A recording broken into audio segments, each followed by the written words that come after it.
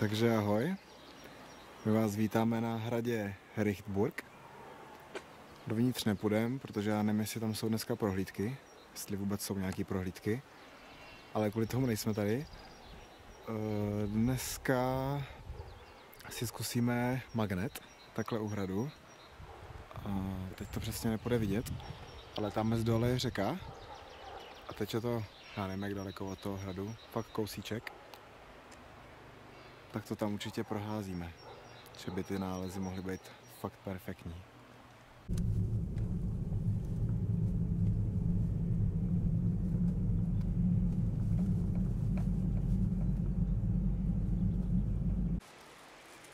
Tak jo, jsme dole, pod hradem.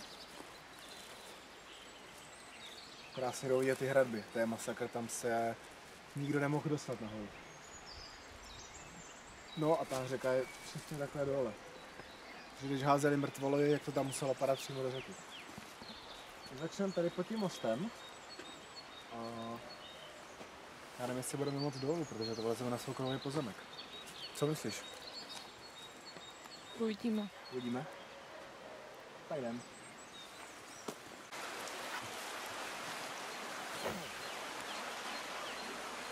To je zajímavý. Proč si s tím? Já nevím, tak žádný strom není, abych to vládal.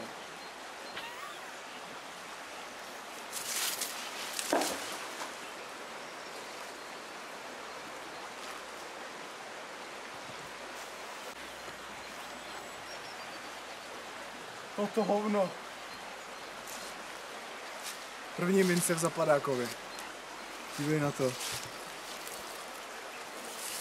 To je dvoukačka, ne? Je to dvoukačka, no. Ty kráso. Nechoď tomu blízko. Já chci. Nevíš, co to udělá. Tak to je paráda. Ty dneska to mají dobrý. To máme dobrý den. Fakt tomu nevěřím. A i nějaký bordel. Když jsme házeli na tom rybníku, tak tam nebyl snad ani šroubek. Tak to je super.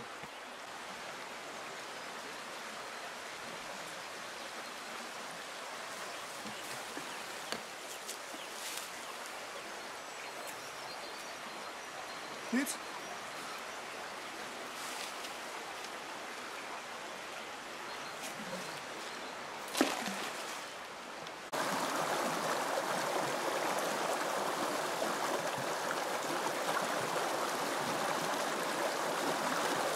Teď jsme se přesunuli přesně pod hrad, protože pod tím mostem jenom ta dvoukačka.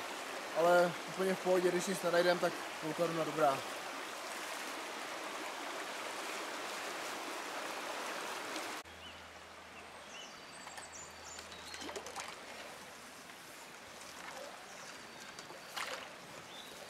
Myslím, že nic nevytáhneme.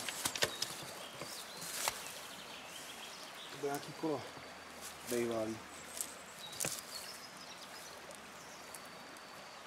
To je hruška. Hruška. Formička na pečení.